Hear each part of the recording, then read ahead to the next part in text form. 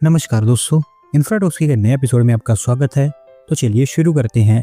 पहली खबर की शुरुआत करते हैं आंध्र प्रदेश से, जहां पर दोस्तों Japanese pharma company acai pharma के द्वारा अनाउंस किया गया है कि वो आंध्र प्रदेश के अंदर एक नया ग्लोबल कैपेबिलिटी सेंटर सेटअप करेंगे और इसको लेकर उन्होंने विशाखापट्टनम को चुना है। दोस्तों, एक ग्लोबल कैपेबिलिटी सेंटर इस फार्मा कंपनी की डिजिटल जर्नी और डिजिटल ट्रांसफॉर्मेशन का हिस्सा होगा, जहां पर IT services, advance data analytics और ऑटोमेशन प्रोसेस के ऊपर इनका फोकस होगा, जिसको वो कंपनी के रिसर्च, मैन्युफैक्चरिंग और सप्लाई चेन मैनेजमेंट के एरिया में अडॉप्ट करना चाहते हैं।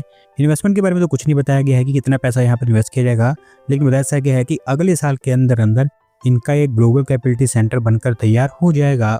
अगली दोस्तों अपडेट डिफेंस सेक्टर से है, जहाँ पर दोस्तों national board for wild life के द्वारा 32 डिफेंस इंफ्रा प्रोजेक्ट्स को अप्रूवल दे दी गई है और अब इन प्रोजेक्ट्स के लिए फॉरेस्ट लैंड का इस्तेमाल किया जा सकता है। दोस्तों बेसिकली हमारे बहुत सारे ऐसे डिफेंस प्रपोजल्स थे जो कि national board for wild life के सामने पेंडिंग थे, और क्योंकि वो प्रोटेक्टेड एरियाज और इको सेंसिटिव जोन से पास होने थे तो इनकी अप्रूवल मैंडेटरी थी, जो फाइनली मिल गई है। 32 में से 27 प्रोजेक्ट्स तो लद्दाख के लिए अप्रूव किए गए हैं, जो काराकोरम और चांगथंग सेंचुरी से पास होंगे। अरुणाचल प्रदेश के लिए 2 प्रोजेक्ट्स अप्रूव किए गए हैं, जो कि दिबांग वाइल्ड लाइफ सेंचुरी से पास होंगे। गुजरात के अंदर भी 2 प्रोजेक्ट्स अप्रूव किए गए हैं, जो Narayan Sarovar wild life sanctuary से पास होंगे, जबकि एक प्रोजेक्ट सिक्किम के लिए अप्रूव किया गया है, जो कि पांगो लखाव वाइल्ड लाइफ सेंचुरी से पास होगा। अगली दोस्तों अपडेट हमारी रेलवे की तरफ से है, जहाँ पर दोस्तों विशाखापट्टनम रेलवे स्टेशन पर एक नया स्लीपिंग पोर्ट फैसिलिटी तैयार कर दी गई है, और ऐसा बताया गया है कि हमारे ईस्ट कोस्ट रेलवे जोन में ओवरऑल पहला स्लीपिंग पोर्ट फैसिलिटी है। दोस्तों आप जानते हैं कि अभी ये स्लीपिंग पोर्ट फैसिलिटी काफ़ी ज़्यादा फेमस हो रही है। हमारे देश के अंदर कई सारे रेलवे स्टेशन पर इस तरह की फैसिलिटी अभी सेटअप की जा रही है और कई जगह पर सेटअप भी कर दी गई है। अभी स्पेसिफिक फैसिलिटी की बात करूं तो प्लेटफॉर्म नंबर 1 पर गेट नंबर 3 के पास इसको तैयार किया गया है, जहां पर 73 सिंगल बेड्स, 15 डबल बेड्स, जबकि वीमेन के लिए भी 18 डेडिकेटेड बेड्स होंगे। पायलट बेसिस पर विशाखापट्टनम रेल डिवीजन के द्वारा इसको इम्प्लीमेंट किया गया है, और अगर ये पायलट प्रोजेक्ट सक्सेसफुल रहता है तो और बहुत सारे स्टेशन को ऐसे ही कवर किया जाएगा।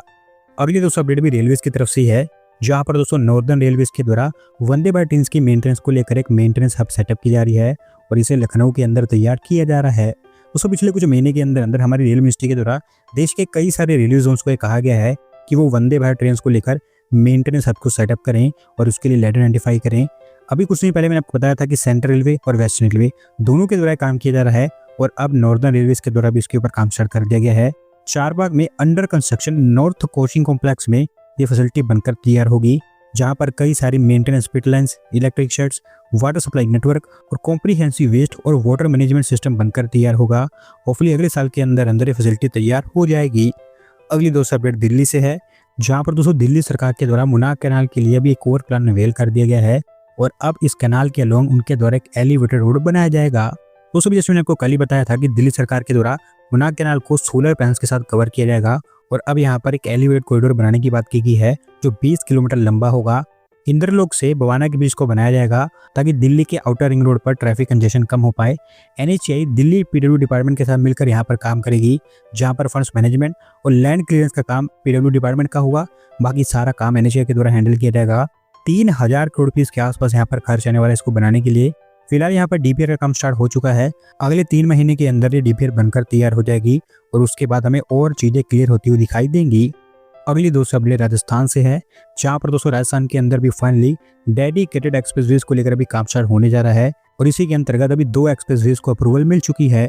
तो ये एक्सप्रेसवे इनिशियली तो स्टेट गवर्नमेंट के द्वारा प्लान किए गए थे, पिछले बजट के दौरान राजस्थान सरकार के द्वारा इनकी अनाउंसमेंट की गई थी, और क्योंकि अब फिजिबिलिटी स्टडी में फिजिबल पाए गए हैं तो NHAI ने कहा है कि वो इन प्रोजेक्ट्स को टेक ओवर कर लेंगे।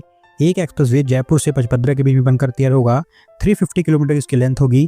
किशनगढ़, अजमेर और जोधपुर जैसी सिटीज यहाँ पर कनेक्ट हो पाएंगी। 11,492 करोड़ रुपये इसका यहाँ पर खर्च आएगा, और इसके चलते दोनों सिटीज के बीच में ट्रैवलिंग टाइम ऑलमोस्ट 35 से 40% कम हो जाएगा। दूसरा एक्सप्रेसवे बीकानेर से कोटपुतली के बीच बनाया जाएगा। 295 किलोमीटर की इसकी लेंथ होगी, और 10,053 करोड़ रुपये इसका खर्च आएगा इसको बनाने के लिए। इसके चलते भी दोनों सिटीज के बीच में ट्रैवलिंग टाइम ऑलमोस्ट 3 घंटे तक कम हो जाएगा। और अभी फिलहाल NHAI ने इन दोनों प्रोजेक्ट्स को अपने हाथों में ले लिया है। देखते हैं कि कब तक इनके ऊपर वो काम स्टार्ट करते हैं। अगली दोस्तों अपडेट महाराष्ट्र से है, जहां पर दोस्तों महाराष्ट्र सरकारें चाहती है कि मुंबई सबअर्बन रेल और मुंबई मेट्रो दोनों को कॉम्प्रिहेंसिवली एक दूसरे से लिंक कर दिया जाए और इसको लेकर अभी उन्होंने एक पैनल सेटअप कर दिया है।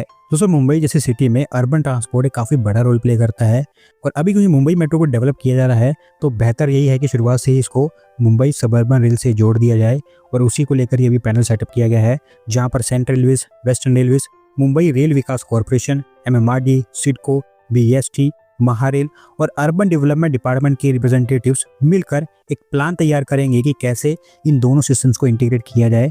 पेडेस्ट्रियन ब्रिजेस, सबवेज और दूसरे अल्टरनेटिव्स जिससे दोनों कनेक्ट हो पाएं उसको लेकर भी ये रिकमेंडेशन देंगे।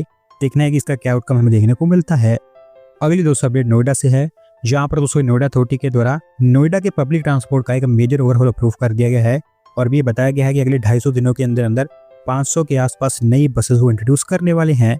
तो ये बसेस नोएडा, ग्रेटर नोएडा और यमुना एक्सप्रेसवे रीजन में ऑपरेट होंगी, वहीं पर इनको डिप्लॉय किया जाएगा, जहां पर मेजर अर्बन और ट्रांजिट लिंक्स को कनेक्ट करने की बात की गई है।